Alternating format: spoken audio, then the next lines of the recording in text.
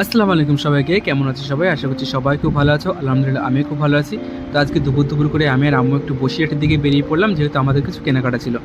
তো যত রীতিমতো আমাদের খালুর টোটোয় করে কিন্তু আমরা বেরিয়ে পড়লাম, সোজা চলে গেলাম বসিরহাট জামরুতলা তুলাপট্টির ওই জায়গাটা, যেখানে আমাদের ঘরের কিছু পর্দা কিনতে হবে।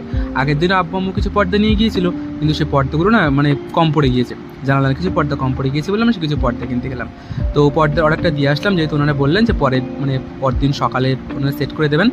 তো তারপর আমরা গেলাম কিছু পাপোশ কিনতে, কিছু টেবিল ক্লথ কিনতে। সেগুলো কিনে কিন্তু আমাদের টোটোর মধ্যে একদম ভরে নিলাম, আর দেখতে পাচ্ছ আমাদের দোকানের জন্য কিন্তু কিছু মাল কিনে নিলাম।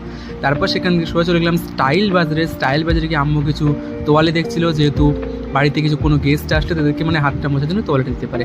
আর স্টাইল বাজারে কিন্তু এখন প্রচুর অফার চলছে, মানে মানে একটা জিনিসের তার সাথে কত পার্সেন্ট ছাড়, 70% ছাড়, 50% ছাড়, 30% ছাড়, নানা রকম অফার। তো কেনাকাটা করার পরে কিন্তু আমাদের ভীষণ খিদে পেয়ে গিয়েছিলো, সেখান থেকে চলে গেলাম আমরা সোজা নন্দনে।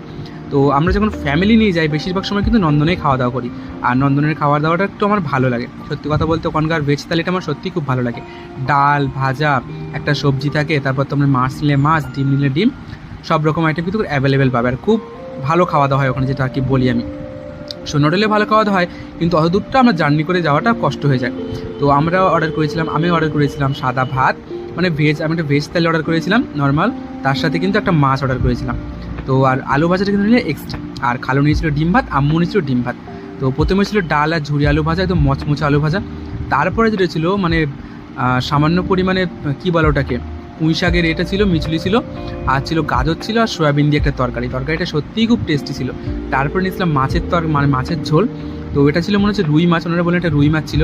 মাছটা আমার কাছে অনেকটাই ফ্রেশ লেগেছে, যেহেতু আমাদের জল করা আছে, সুতরাং মাছের টেস্ট আমি মোটামুটি ভালো বুঝি। তো রুই মাছটা সত্যি খুব টেস্টি ছিল, ঝোলটা মনে হচ্ছে ডিমের ঝোল ছিল, কারণ ডিমের ঝোলের মধ্যে একটা স্বাদ আসছিল। আর আলুটা একটু শক্ত ছিল, যাই হোক ওটা অত ইম্পর্টেন্ট না, ওটা আলুটা একটা গলে গেলে খুব ভালো লাগতো। তো এটা খাওয়া দাওয়া করার পরে কিন্তু আমরা আইসক্রিম নিলাম, আইসক্রিমটা নিয়ে আমরা সোজা বাড়ির উদ্দেশ্যে রওনা হবো। কিন্তু তার আগে আমাদের গোলু বেবির জন্য আর গুবলোর জন্য কিছু আমি ফাস্টফুড নিয়ে নিলাম, মানে কেক নিলাম, বার্গার নিলাম। সেখান থেকে কিন্তু সোজা বাড়িতে চলে আসবো। তো ভিডিওটা কেমন লেগেছে অবশ্যই জানিও, আর সবাই ভালো থেকো, সবার সাথে দেখা হচ্ছে পরের ব্লগে। টাটা।